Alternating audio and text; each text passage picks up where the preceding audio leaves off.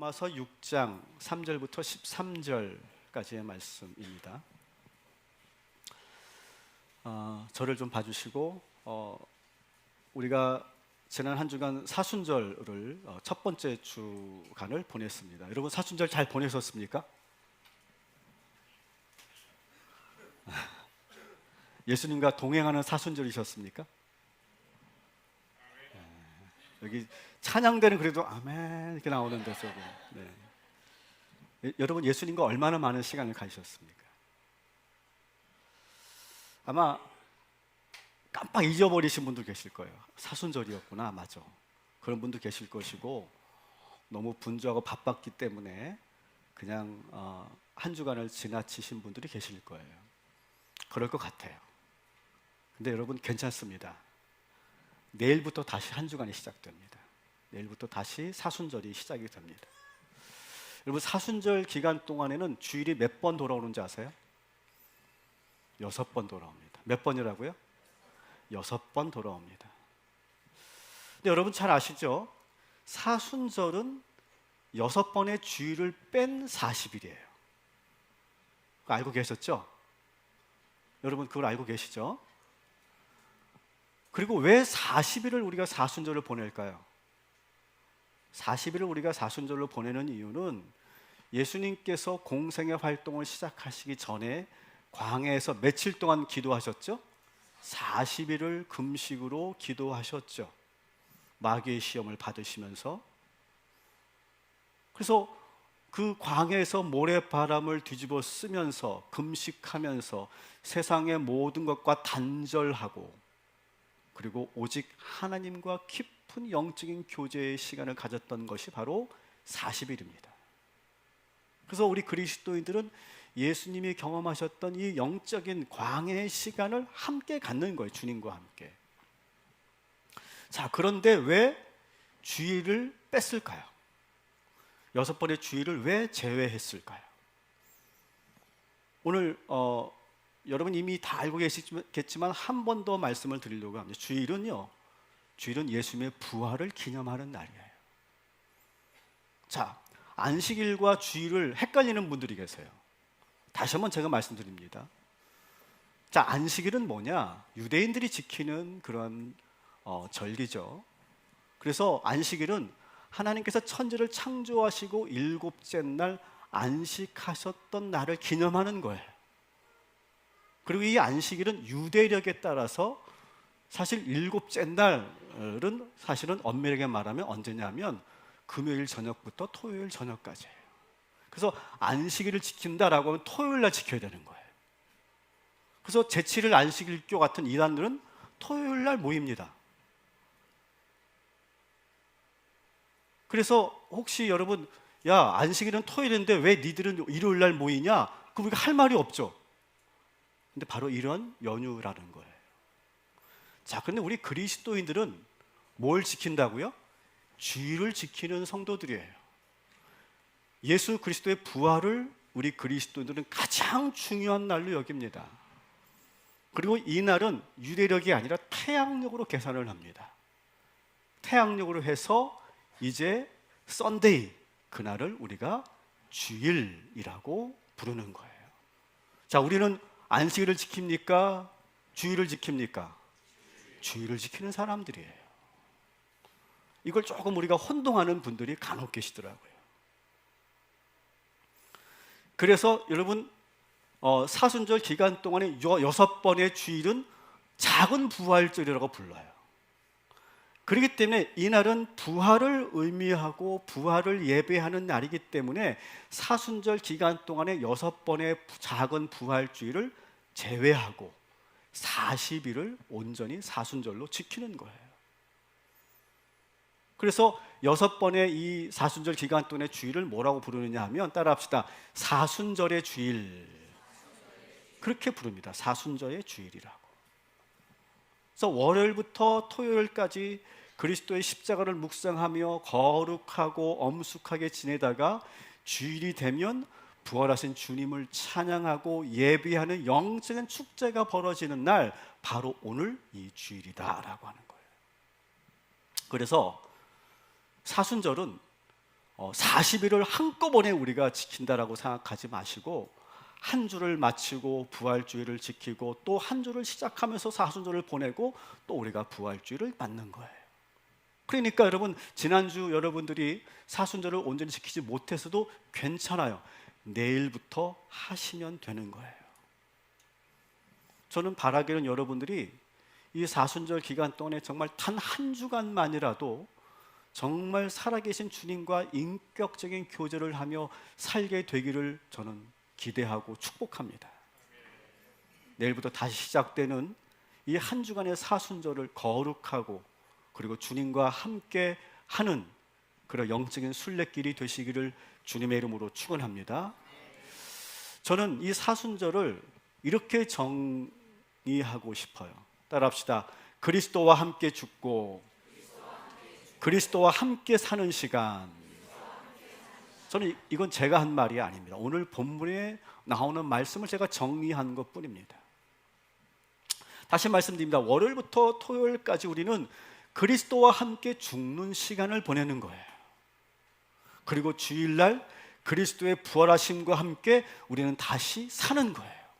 오늘이 바로 우리가 다시 사는 날이 되는 거죠. 자, 오늘의 본문 로마서 6장 4절을 같이 읽겠습니다. 그러므로 우리가 그의 죽으심과 합하여 세례를 받음으로 그와 함께 장사되었나니 이는 아버지의 영광으로 말미암아 그리스도를 죽은 자 가운데서 살리심과 같이 우리로 또한 새 생명 가운데서 행하게 하려 함이라. 아멘. 자, 이 말씀을 한 줄로 정리하면 오늘 제가 말씀드린 것과 똑같은 거예요. 따라합시다. 그리스도와 함께 죽으면 그리스도와 함께 삽니다. 자, 이 말을 한 번 더 구체적으로 표현합니다. 5절도 같이 읽어볼게요. 만일 우리가 그의 죽으심과 같은 모양으로 연합한 자가 되었으면 또한 그의 부활과 같은 모양으로 연합한 자도 되리라. 한 번 더 따라합니다. 그리스도와 함께 죽으면 우리도 그리스도와 함께 부활합니다. 자, 이 말씀을 말씀하시면서 가르치시면서 사도 바울은 세례에 대한 그런 의미를 지금 부여하고 있는 거예요. 세례라고 하는 건 뭐냐? 세례는 그리스도와 함께 죽고 그리스도와 함께 다시 사는 영적인 과정이다. 여러분, 초대교회는 세례를 어떻게 했다고 그랬죠? 침례했다고 그랬죠. 그죠? 침례했어요. 이 침례의 의미가 뭡니까? 여러분, 물속에 잠기면 우리가 숨을 쉴 수가 없죠. 그 순간 우리가 뭘 의미하는 겁니까? 내가 죽었다라고 하는 거예요. 죽었다. 그리고 물에 푹 잠기는 것은 뭡니까? 내가 무덤에 매장되었다라고 하는 거예요. 그랬다가 다시 우리가 물속에서 나올 때 우리가 가쁜 숨을 하고 내쉬는 그 순간이 뭡니까? 다시 살아나는 경험을 하는 거예요. 이거 바로 부활을 상징하는 것이죠. 예수님께서도 십자가에 달려 죽으셨죠. 그리고 돌 무덤에 묻히셨죠. 그리고 3일이 지나서 돌문이 열려서 다시 부활하신 주님이 나오셨죠. 사도 바울은 초대교회 성도들에게 이 세례를 베풀고 이 세례에 대해서 가르치면서 이 세례 예식이 바로 예수님의 죽음과 부활을 잘 설명해 주고 있는 예식이다라고 가르쳤어요. 그래서 세례 받는 그런 성도들은 따라합시다. 죽음, 무덤, 부활, 이거를 동시에 체험하는 시간이 바로 세례 예식이다라고 그렇게 기대하면서 세례 예식에 참여했던 거예요. 사순절도 여러분 마찬가지입니다. 사순절도 한 주간 그리스도와 함께 죽는 시간이에요. 회개하며 나의 죄를 주님과 같이 십자가에 못 박고 그리고 금식하고 절제하며 예수님처럼 광야에서 지내는 거예요. 예수님께서 마귀의 시험을 받았던 것처럼 우리도 한 주간 여러 가지 마귀의 시험을 받겠죠. 끌려다니겠죠. 그러나 예수님께서 마귀의 유혹을 물리치고 승리하셨던 것처럼 우리도 예수의 이름으로 마귀의 시험을 물리치는 시간이 바로 이 한 주간인 줄 믿습니다. 그리고 주님께서 십자가에 달려 죽으셨던 순간을 매 순간순간 묵상하며 우리의 죽음도 묵상하는 거예요. 여러분, 이 사순절 기간 동안에 사실 이 한 주간은 그래서 어둡고 고통스럽고 유혹을 느끼고 그 시험 속에서 영적으로 싸우는 시간이에요. 그래서 힘든 여정이죠. 그러다가 이제 오늘처럼 이렇게 주일이 찾아옵니다. 그리고 이날은 무슨 날이라고요? 주님이 부활하신 날. 그래서 우리가 성전에 와서 부활하신 주님을 찬양하며 예배하는 거예요. 그래서 초대교회 성도들은 사순절 기간 동안 금식도 하고 여러 가지 그런 거룩한 그런 예식에 참여하다가 부활절 이 주일이 되면 모든 금식을 멈췄어요. 모든 금식을 멈추고 주님과 함께 우리도 살아났음을 성도들과 함께 기뻐하고, 그리고 사랑하는 가족들과 함께 행복한 시간을 가졌던 것이 바로 주일이에요. 우리 옆사람과 인사하겠습니다. 오늘은 기쁜 날입니다. 예수님이 부활하셨습니다. 부활의 능력이 당신에게 있습니다. 여러분, 기쁘고 행복한 이 주일을 보내시기를 주님의 이름으로 축원합니다. 그래서 저는 반대로 말하고 싶어요. 이 주일은요, 맛있는 거 많이 드세요. 옛날에는 이 주일을 안식일처럼 느꼈어요. 그래서 멀리 가지도 말고 뭐 시장도 가지 말아야 되고, 그리고 뭐 신실하게 지키시는 분들은 금식도 하고 그렇게 지냈단 말이죠. 그런데 사실은요, 반대였어요. 사실은. 여러분, 이 주일만큼은 기쁘고 행복한 시간을 보내시고 맛있는 것도 많이 드시고 가족들과 함께 좋은 곳에 가서 산책도 하시고 가족들과 함께 오늘 심포지움도 참석하시고, 그리고 좋은 사람들과 오랜만에 좋은 시간을 누리시기를 주님의 이름으로 축원합니다. 그리고 다시 월요일이 되어서 다시 사순절 두 번째 주일을 내일부터 시작하는 거예요. 아직 여러분 5번의 주일이 남아 있어요. 짧지 않은 시간입니다. 이 긴 영적 여정을 끝까지 포기하지 않고 주님과 함께 걸어가시기를 주님의 이름으로 축원합니다.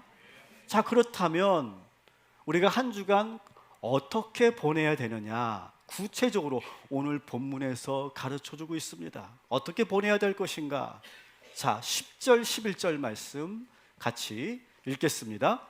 그가 죽으심은 죄에 대하여 단번에 죽으심이요 그가 살아계심은 하나님께 대하여 살아계심이니 이와 같이 너희도 너희 자신을 죄에 대하여는 죽은 자요 그리스도 예수 안에서 하나님께 대하여는 살아있는 자로 여길지어다. 아멘.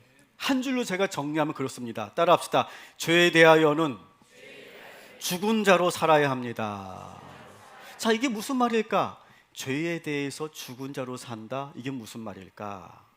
자, 이것을 12절 13절에 그 해답이 나와 있는데 마저 읽어보도록 하겠습니다. 그러므로 너희는 죄가 너희 죽을 몸을 지배하지 못하게 하여 몸의 사욕에 순종하지 말고, 또한 너희 지체를 불의의 무기로 죄에게 내주지 말고, 오직 너희 자신을 죽은 자 가운데서 다시 살아난 자 같이 하나님께 드리며 너희 지체를 의의 무기로 하나님께 드리라. 자, 오늘 이 말씀이 오늘 우리가 한 주간 사순절을 보내면서 어떻게 살아야 되는지를 얘기해 주고 있는 핵심 구절이라고 말할 수 있어요. 자, 2가지입니다. 죄가 너희 몸을 지배하지 못하게 하여 몸의 사욕에 순종하지 말라. 첫 번째. 두 번째 뭡니까? 너희 지체를 불의의 무기로 죄에게 내주지 말고 너희 자신을 의의 무기로 하나님께 드려라. 자, 근데 여러분, 이 말씀을 보시면 지배하다, 그 다음에 불의의 무기, 의의 무기, 이런 어떻게 보면 전쟁 용어들이 많이 쓰여지고 있다는 걸 여러분 아실 거예요. 아마도 사도 바울은 이 본문을 쓸 때, 이 편지를 쓸 때 무엇을 연상했냐면 아주 비극적인 사건이었죠. 여러분, 유대 로마 전쟁 아세요? 유대 로마 전쟁, 로마가 유대를 점령하는 그 비극적인 그런 역사적 사건이 있었는데 아마도 그때 그 공성전을 연상하면서 이 글을 썼을 거예요. 바로 이런 거라는 거예요. 우리가 내일부터 시작되는 영적인 싸움을 공성전처럼, 그래서 우리의 지체를, 우리의 몸을 성이라고 본다면 우리의 몸을 공격하는 마귀의 군대가 우리를 쳐들어오고 있는 거예요. 사탄의 집요한 공격에 우리가 끝까지 지배당하지 않으려고 방어하는 영적 전쟁이 시작된다라고 하는 거예요. 우리의 몸이 결국 마귀의 군대에게 지배당하면 우리가 어떻게 됩니까? 우리가 불의의 무기가 된다는 거예요. 그렇게 되지 않기 위해서, 이 전쟁에서 그렇게 지배당하지 않기 위해서 우리가 해야 되는 전략이 뭐냐? 우리의 몸을 하나님께 내어드리라는 거예요. 그래서 우리가 불의의 무기가 되지 말고 의의 무기가 되게 하라는 거예요. 이게 전략이라는 거예요. 여러분, 우리는요, 인간은요, 마귀의 이 공격을, 이 집요한 공격을 이겨낼 수 없습니다. 죄의 유혹을 견뎌낼 수 없어요. 우리의 양심은요, 연약합니다. 우리에게 양심이 있죠. 우리에게 도덕성이 있죠. 우리에게 윤리의식이 있죠. 여러분, 그러나 여러분 사회생활 해보세요. 여러분이 가지고 있는 양심과 도덕성, 윤리의식, 그때 상황에 따라서 내가 흔들리는 여러분을 많이 보실 거예요. 우리는 약합니다. 우리가 그 마귀의 유혹을 이길 수 있는 방법은 뭐냐? 하나님께 우리의 지체를 빨리 내어드리는 것밖에 없다는 거예요. 이것이 유일한 전략이라는 거예요. 하나님께 우리의 지체를 내어드린다는 건 뭐냐? 내 마음속에 빨리 예수를 영접하는 거예요. 주님이 우리의 왕 되시는 거예요. 이것밖에 없다라고 하는 거예요. 마귀에게 점령당하기 전에 하나님께서 내 자신을 지배하시도록 빨리 내어드리는 거. 여러분, 마귀에게 지배당하지 않고 예수님을 왕으로 영접하시기를 주님의 이름으로 축원합니다. 가장 먼저 우리가 여기서 해야 될 구체적인 그런 내용들까지 제가 소개하겠습니다. 여러분, 우리가 마귀의 공격, 마귀의 점령, 지배, 그러니까 상당히 공격적인 단어잖아요. 그런데 이거를 좀 다르게 표현하면 따라합시다. 마귀의 유혹. 자, 유혹이라고 해야 아마 여러분이 더 실감나게 느끼실 거예요. 여러분들이 한 주간 뭘 해야 되냐면, 첫 번째 과제는 오랜 시간 여러분이 살아오면서 내가 언제 가장 강렬하게 죄의 유혹을 느끼고 있는지 여러분 알고 계십니까? 나의 가장 취약한 시간, 상황, 장소, 여러분 그것을 알고 계시는지 모르겠어요. 여러 번 내가 반복되면서 습관적으로 나도 모르게 프로그래밍이 되어서 그 상황이 되면 마귀의 공격과 마귀의 유혹에 내가 넘어지는 그 순간들이 각자가 다 있을 거예요. 어떤 사람은 불안하고 우울할 때, 제가 그런 얘기를 들은 적이 있어요. 어떤 여성은 생리 중일 때 백화점을 간대요. 그리고 거기서 물건을 훔치는 그런 자기도 모르게 그 긴장감을 어떻게 해소할 길이 없고 그 고통을 어떻게 해소할 길이 없을 때, 그 정서적인 상황을 어떻게 해소할 방법이 없을 때 사람이 많은 곳에서 나도 모르게 이상한 행동을 하는 그런 여성의 이야기를 제가 들어본 적이 있거든요. 불안하고 우울할 때 습관적으로 하는 행동들이 있어요. 어떤 사람에게는. 또 어떤 사람은 화가 나고 답답하고 일이 풀리지 않을 때, 그럴 때 죄의 유혹을 느낍니다. 공부를 해야 되는데 공부가 안 되고 집중이 안 될 때, 그때 막 죄의 유혹을 느끼는 사람이 있어요. 어떤 사람은 혼자 있을 때, 아무도 없을 때 유혹을 느끼죠.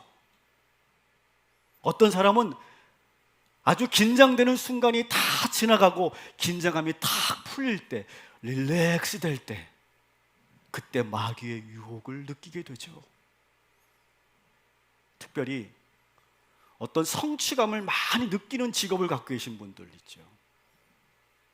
그리고 많은 것을 성취하고 성공한 사람들, 그 사람들은요, 마귀의 지배를 더 강력하게 경험하죠.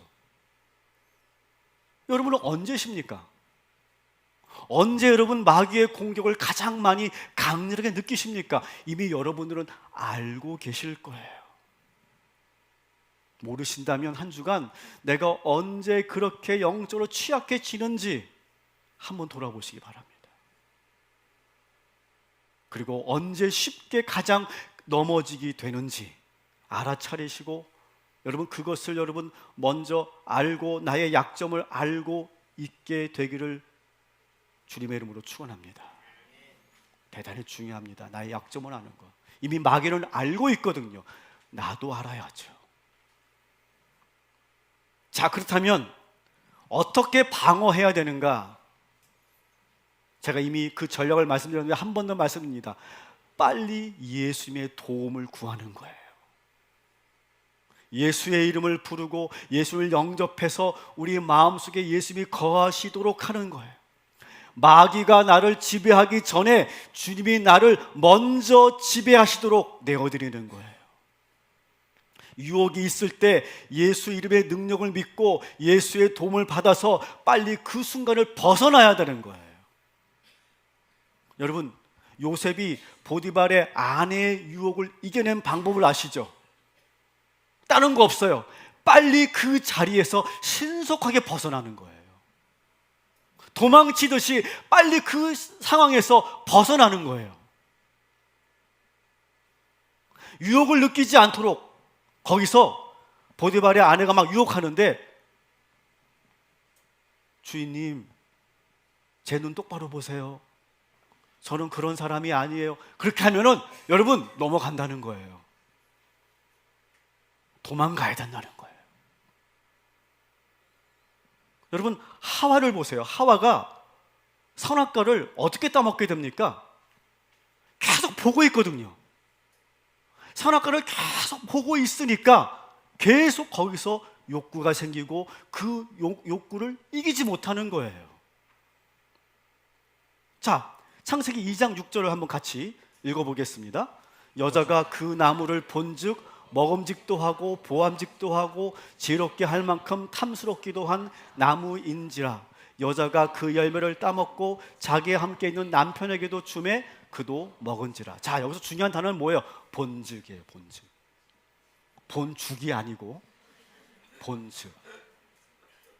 선악과를 계속 보는 거예요. 계속 보고 있으면 어떻게 돼요? 먹음직스럽기도 하고 보암직스럽기도 되는 거예요. 그러면서 뭐라고 합니까? 지혜롭게 할 만큼 탐스럽기도 한 열매라고 본다는 거예요.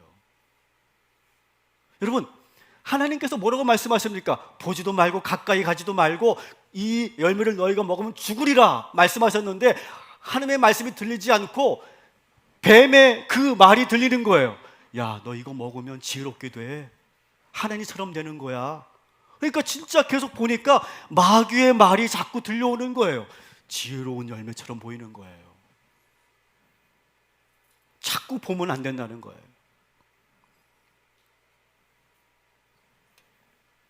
여러분, 방법은 다른 게 없어요. 마귀에게 내 몸을 내어주느니, 나의 이 성을 내어주느니, 주님께서 나의 몸을 지배하시도록, 주님이 우리의 왕이 되시도록 여러분의 지체를 빨리 주님에게 내어드리시기를 주님의 이름으로 축원합니다. 자, 그런데 이렇게 해서 우리가 이길 수 있는데 때로는 우리가 마귀의 그 공격을 물리쳐야 하는데 그렇지 못할 때가 더 많이 있죠. 결국 그 유혹을 이기지 못해요. 그리고 결국 점령당하고 말죠, 우리가. 여러분, 이때 우리가 해야 될 것이 있어요. 여러분이 한번 영화라고 생각해 보세요.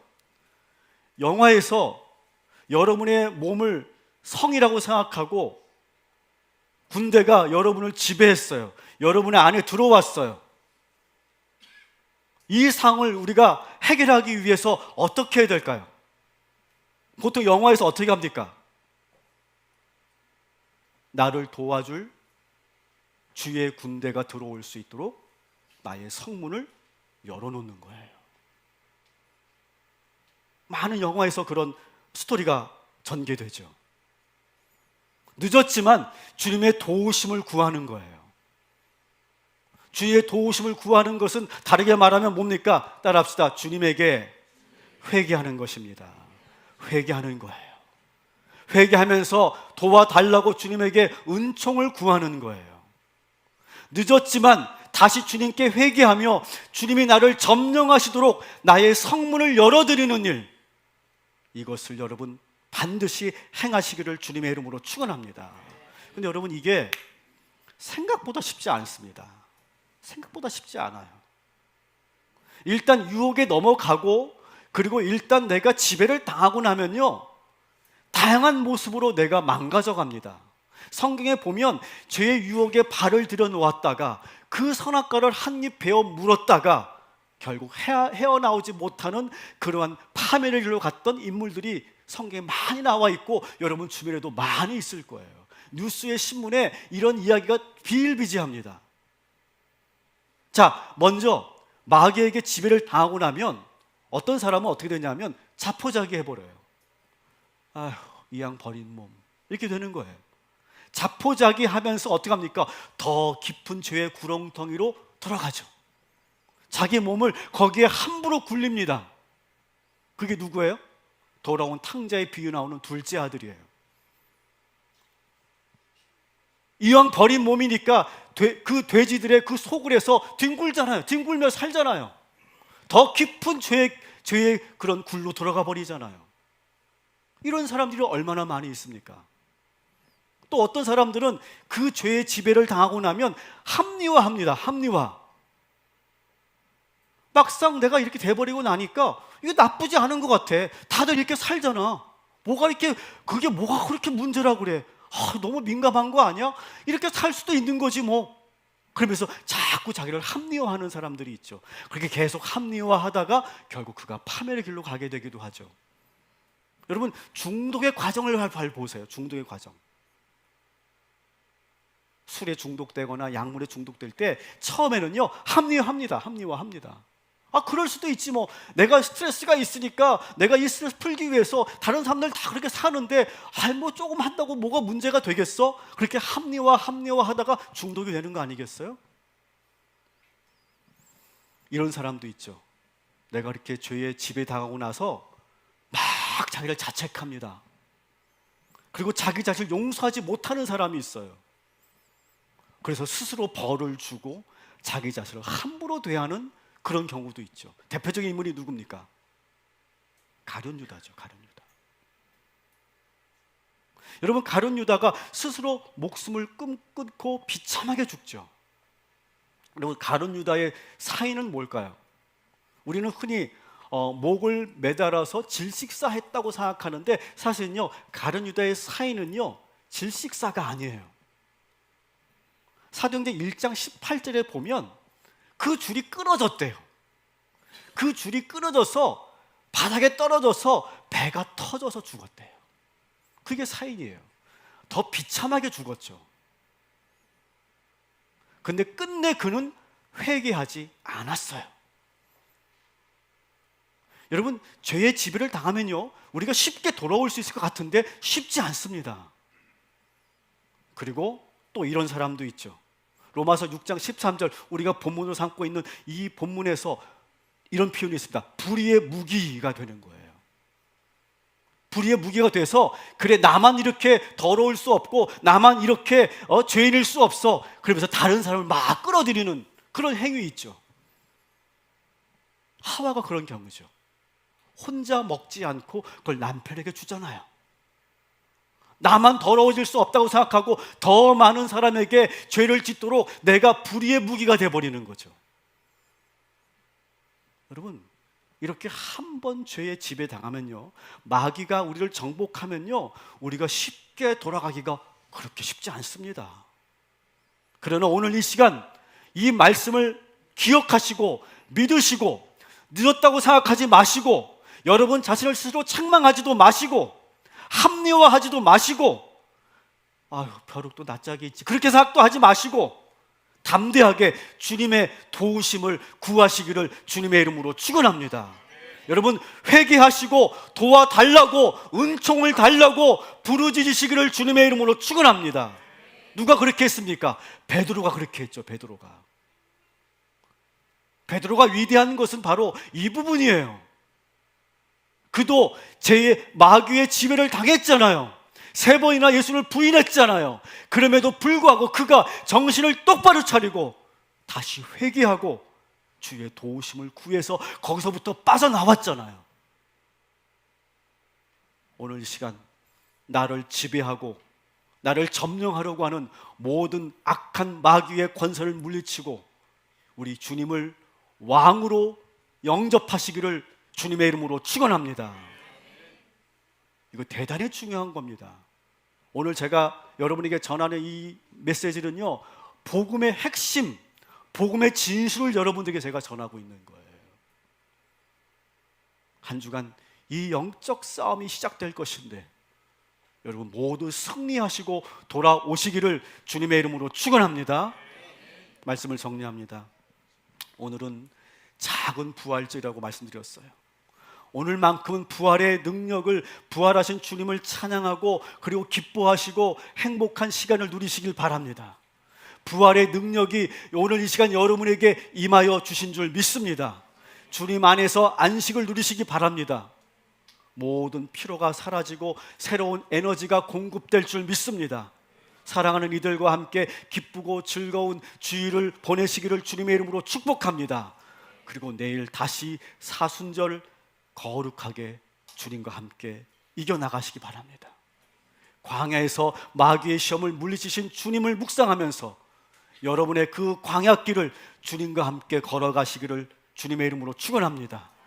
마귀가 여러분의 몸을 지배하지 못하도록, 유혹에 넘어가지 않도록, 여러분 자신의 불의의 무기가 되지 않도록 빨리 우리 주님께 여러분의 몸을 내어드리시기를 주님의 이름으로 축원합니다.